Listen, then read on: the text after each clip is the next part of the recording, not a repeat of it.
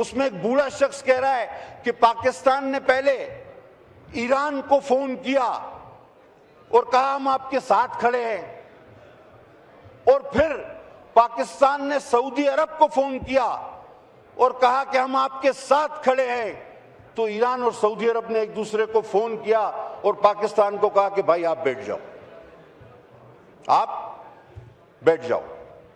Iran कितनी, आप हामिद मीर साहब का कॉलम उठा के देख लें कि इजराइल से पाकिस्तान तक रास्ते में जो जो मुल्क पड़ रहे हैं वो सबको किसी न किसी तरह फतेह करते आए। वहां या तो इंतशार फैलाया, अपनी पपेट गवर्नमेंट बिठाई, या उस पर बमबारी करके सीरिया की तरह उसको नेस्त कर दिया, और ये रास्ता बनता चला आ रहा है। और पाकिस्तान और इस्राइल के दरमियान एक मुल्क रह गया था अगर आप जहाज का सफर करें तो वो था ईरान, और उसके बाद इराक तक तो वो हैं, इराक तक तो उनके अड्डे भी हैं, बाकी रह गया ईरान। और अब आपकी अगली बारी है, आप माने न माने, ये रिकॉर्ड पर आपको मैं कह रहा हूं, हर लिहाज से आपकी बारी है। अभी मैं सोशल मीडिया पे एक मीम देख रहा था। जी अब्दुल कादिर पटेल साहब।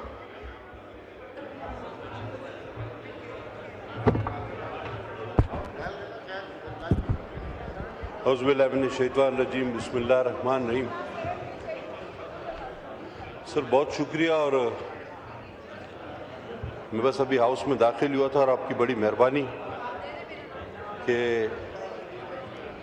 तारीख के इस अहम मौजू पर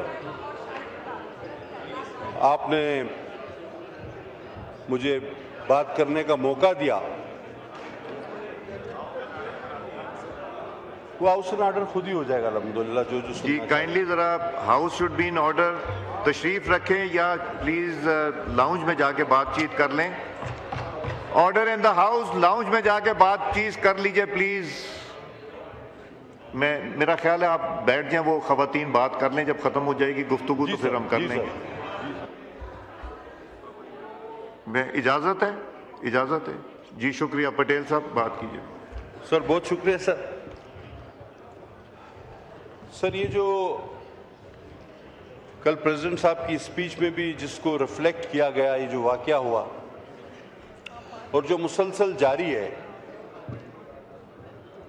सबसे पहले तो सर हमें ये देखना होगा कि हमारे अपने हालात कहां तक हमें ले जाते हैं, हमारी ज्यादा से ज्यादा सकत क्या है, और हमने अपने आप को अपने ही अमाल से कहां लाकर खड़ा किया है। सर हम रोजाना अपने बहादुर अफवाज के शहीदों, नौजवानों, उनके घर वालों, उनके बच्चों की तस्वीर सोशल मीडिया से लेकर इलेक्ट्रॉनिक मीडिया पर जब देखते हैं, और हमारे आज के लिए अपना कल कुर्बान वालों की जब शहादतों की पै दर पे खबरें, दहशतगर्दी का शिकार होने वालों की, शहीद होने वालों की पै दर पे खबरें देखते हैं, तो खुदा जानता है दिल फटने को आता है। अल्लाह ताला सबसे पहले तो हमारे मुहाफिजीन को, पाक फौज को, इन मुनाफिकों और जितनी भी मोदी की या किसी और की साजिशें हैं, उससे अल्लाह ताला इस वतन अजीम को महफूज फरमाए, और सबसे बढ़कर पाकिस्तान अफवाज को इस डीमन का, ईविल का मुकाबला करने और फतह करने की तौफीक अता फरमाए। सर इसी दौरान एक बहुत बड़ा वाकया होता है। इस सदी का मुस्लिम उम्मा का सबसे बड़ा लीडर, मैं बगैर किसी एक लम्हा सोचे बगैर कहूंगा कि मुसलमान उम्मा का सबसे बड़ा लीडर किरदार के लिए, क्योंकि लीडर किरदार के लिहाज से बनते हैं। लीडर को उसने अपने आप को कभी लीडर नहीं कहा, लीडर को कहने जताने बोलने की जरूरत नहीं होती, उसका किरदार उसको लीडर बनाता है। मुस्लिम उम्मा का सबसे बाकिरदार इंसान अपने बीवी बच्चों नवासियों नवासों समेत शहीद कर दिया गया। अब एक तरफ तो मैं कहूंगा सर कि अक्सर लोग ऐसे मौकों पर कहते हैं और हम कहते हैं कि रज़न बेजाई वो तस्लीमन लिलअमरी वो कालू इन्ना लिल्लाहि व इन्ना इलैहि राजिऊन।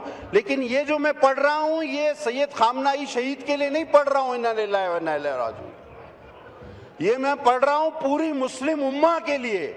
सैयद को तो मैं कहूंगा कि मुबारक सैयद खामनाई शहीद, तुमने वो दर्जा हासिल कर लिया जो हम ताकतवर जवान होते हुए भी हासिल न कर सके। तुमने 86 साल की उम्र में वो दर्जा वो रुतबा पाया कि तुम्हें हुजूर सल्लल्लाहु अलैहि वसल्लम अपनी बाहों में लेंगे और मौला अली तुम्हारी जुर्रत पे झूम रहे होंगे।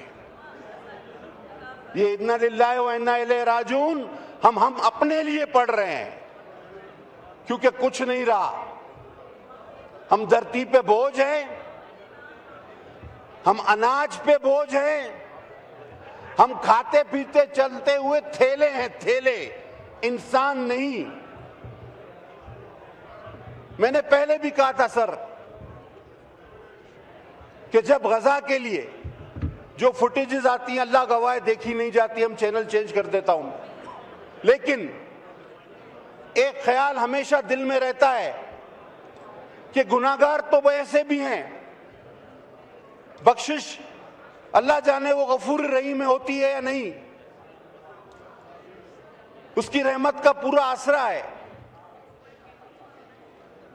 कोई ना कोई शायद उज़र काम आ जाए, शफाअत मोहम्मद सल्लल्लाहु अलैहि वसल्लम काम आ जाए, लेकिन इसका जवाब क्या देंगे? ये जो हमारे सामने